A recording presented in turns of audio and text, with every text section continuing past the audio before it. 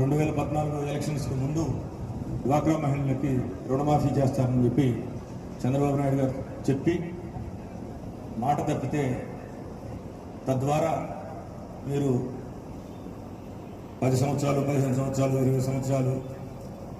బ్యాంకుల్లో పొదుపు చేసి లోన్లు తీసుకొని మళ్ళా రెగ్యులర్గా కడుతూ మీరు పెంచుకున్నటువంటి పరపతిని రుణమాఫీ చేస్తాడనే ఆశతోటి మీరు తిరిగి చెల్లించకపోతే పరపతిని మీరు బ్యాంకుల్లో కోల్పోతే మళ్ళా తిరిగి రుణాన్ని పొందే అవకాశం లేకపోతే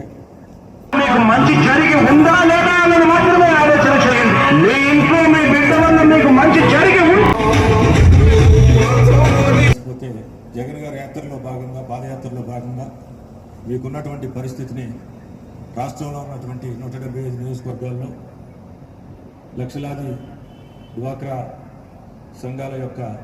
పరిస్థితిని స్థితిని దీనస్థితిని చూసి ఈ ద్వారా తెలుసుకొని రుణమాఫీ చేస్తానని చెప్పి 2019 ఎలక్షన్స్కి ముందు ఒక మాట మాత్రమే చెప్పి సుమారుగా ఆ రుణ విముక్తి చేయాలంటే దాని విలువ మీకు తెలియదు కాదు. సుమారుగా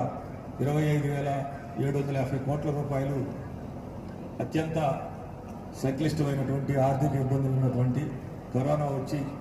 ఆదాయాలు లేక ప్రభుత్వాలకు కానీ వ్యాపారాలు లేక ప్రపంచవ్యాప్తంగా ఇబ్బంది పడుతున్నటువంటి ఈ రోజుల్లో చెప్పినటువంటి మాటకి కట్టుబడి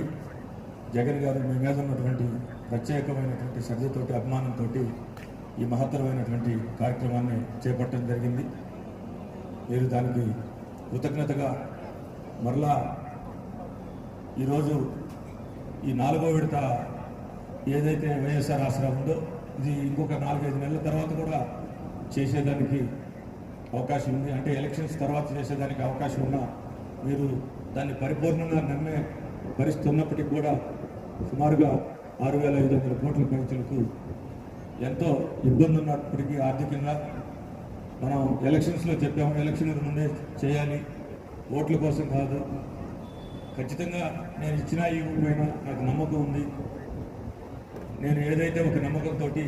ఎలక్షన్స్కి ముందు ఇప్పుడు ఇవ్వాల్సిన అవసరం లేకపోయినా 2-3 నెలలు ముందు ఇస్తున్నానంటే ఇంకా రెట్టించినటువంటి ఉత్సాహంతో అభిమానంతో నాకు మద్దతు తెలియజేస్తారని చెప్పి మీ మీద ఉన్న నమ్మకంతో జగన్ గారు